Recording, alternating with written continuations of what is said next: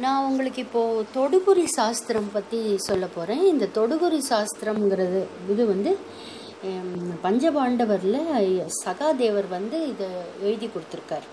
அப்படின்னா பார்த்துக்கோங்க, இது எவ்வளவு வருஷ புராண காலத்திலேருந்து வந்துட்டுருக்குன்னு.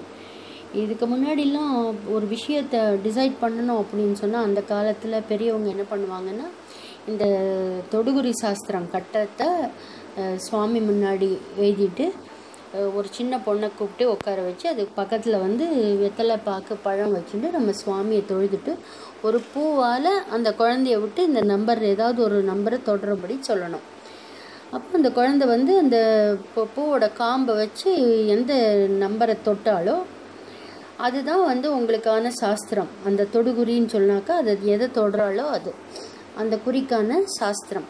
இது எந்த நம்பர் இருக்கோ அந்த நம்பருக்கு உண்டான ஒரு அருள் வந்து பின்னாடி அந்த புத்தகத்திலேயே பின்னாடி எழுதியிருக்கும். அதை பார்த்து தெரிஞ்சுக்கணும்.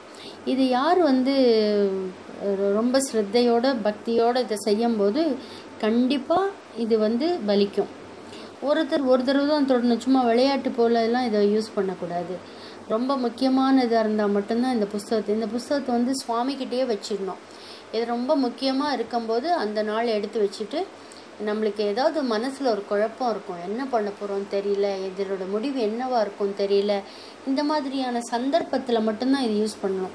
ஆக்சுவலி இந்த மாதிரி 2-3 இருக்குது. அகஸ்தியர் சொன்னது இருக்குது, அதுக்கப்புறம் சீதா சக்கரம் இருக்குது, அதுக்கப்புறம் சாய்பாபாவுடைய மலர் ஆருடம்னு ஒன்று இருக்குது. இந்த மாதிரி இது எல்லாமே வந்து இன்றைக்கி இந்த வியாழக்கிழமையை பார்த்து நான் இதை வந்து அப்லோட் பண்ணுறேன். ஏன்னா இன்றைக்கி நான் ஒரு விஷயத்துக்காக இந்த புத்தகத்தை எடுத்து நான் பண்ணிட்டுருந்தேன். அப்போ எனக்கு இதை பற்றி சொல்லணும்.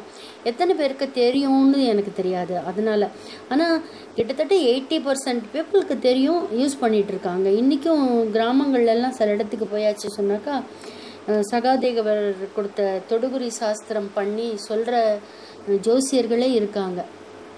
அவங்க என்ன பண்ணுவாங்கன்னா, இந்த சாஸ்திர புஸ்தகத்தையும் வச்சுக்குவாங்க, அதுக்கப்புறம் வெத்தலை சாஸ்திரம் பார்ப்பாங்க, அதுக்கப்புறம் சோழி சாஸ்திரம் பார்ப்பாங்க.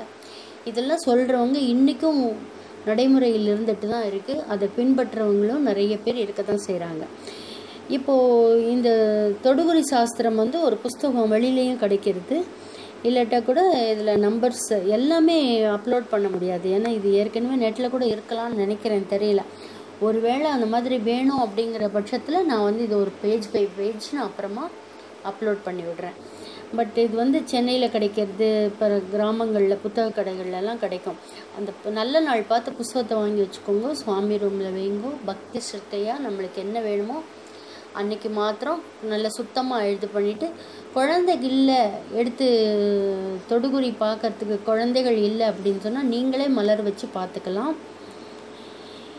இந்த தொடுகுறி பயிற்சியை செய்கிறவங்களுக்கு திரௌபதி அன்னை திரௌபதியோட கிருபை கிடைக்கும்னு சொல்லிட்டு சகாதேவரே சொல்லியிருக்காரு.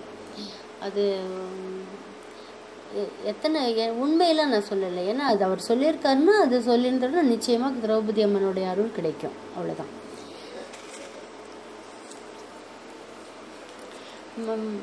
இந்த புஸ்தகம் வந்து ஸ்ரீ தனலக்ஷ்மி புத்தக நிலையம் சென்னை அங்கே பிரிண்ட் போட்டிருக்காங்க.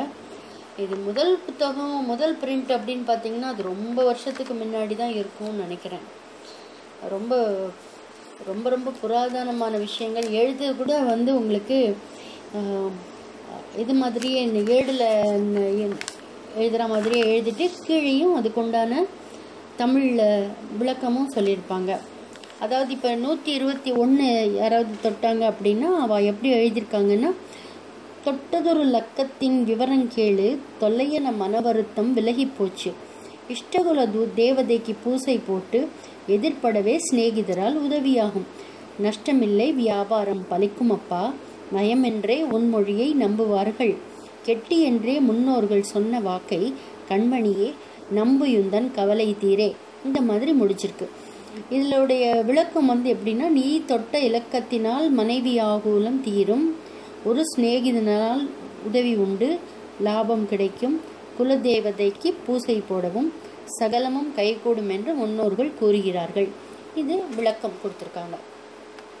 இந்த மாதிரி தாங்க ஒவ்வொன்றுக்கும் ஒவ்வொரு விளக்கம் இருக்கும். அதை பார்த்து தெரிஞ்சுக்கலாம்.